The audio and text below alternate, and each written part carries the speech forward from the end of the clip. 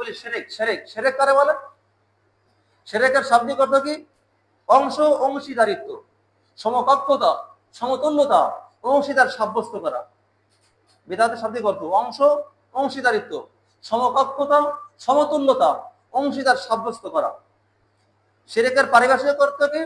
মন আল্লাহ তাআলার সাথে কোনো মানুষ বা কোনো বস্তুকে আল্লাহর সঙ্গে অংশীদার করা, শরীক করা, এটাকে বলে, এটা হলো শিরক।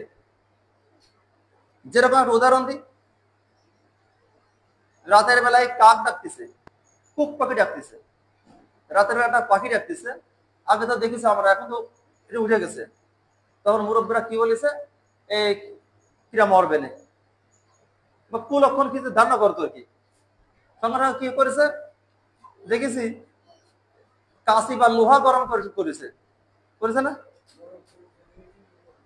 তোর শাক দেবো, শাক দেবো। ওই পাখিকে আল্লাহ তাআলা সৃষ্টি করেছেন, ওকে বলেছে তুই রাত্রিবেলা ডাকবি, দিনে ডাকবি না, ও তো রাত্রে ডাকবে। ওই পাখিকে বলেছে তুই রাত্রিবেলা চলাফেরা করবি, ও পাখি রাত্রেবেলা চলাফেরা করবে। আজকের ফজরের সময় একটা পাখি আমার মুখে এমন জোরে থাপড় মারিছে, আজ ফজরের বেলায়। আজ প্রথমে ভয়ই পাইছি, প্রথম মনে হলো চলো থামা বললো, মানে সাইকেলে আসছে ফজরতে। পরে মনে হয় চিন্তা করতে কি পাখি কি হতে পারে, জেন করে না অনেক কিছু।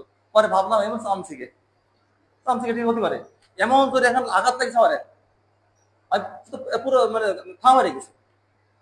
ওই পাখিকে আল্লাহ বলছে তুই রাত্রিবেলা চলবি, কাক ডাকতেছে, কিরা মরবে না, কিরা মরবে না। তো এই কাক ডাকার সঙ্গে মরার কি সম্পর্ক? একজন লোকের সম্পর্কে আমি আপনি কোনো কথা বলতেছি, ইত্য বছরের লোকটা এখানে চলে আসলো, তখন আমরা কি বলি, তুমি অনেকদিন বেঁচে থাকবা। বেঁচে থাকবে কেন? তোমার কথা আমরা একটু আগে বলা বলি করতেছিলাম।